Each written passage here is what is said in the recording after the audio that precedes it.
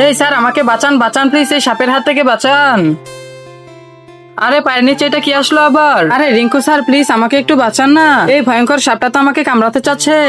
কিরে এই বিষাক্ত সাপ, তুই এই ছোট পান্ডার পিছে পড়ে আছিস কেন? এখান থেকে চলে যা বলছি, নয়তো কিন্তু তোকে মেরে একদম একদম শিয়াল বানিয়ে দিব। আমি যদি তোকে একটা কামড় দিই তাহলে তুই পানি খাওয়ার আগেই উপরে চলে যাবি।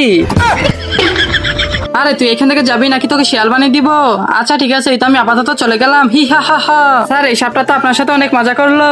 আরে এই বাচ্চারা তোমরা ওইদিকে মনোযোগ দিছো কেন? তোমরা সবাই এখন পড়াশোনায় মনোযোগ দাও। আরে এই পান্ডা, তুমি এখন আর ভয় পেয়ে না, যাও গিয়ে সাইডে বসো।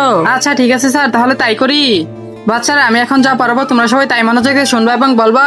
আচ্ছা ঠিক আছে স্যার। বলো ইলিম কিলিম টিলিম সা ভূতের নানি শ্যাঙ্গা। হ্যাঁ স্যার, এই তো বলতেছি ইলিম কিলিম টিলিম সা ভূতের নানি শ্যাঙ্গা।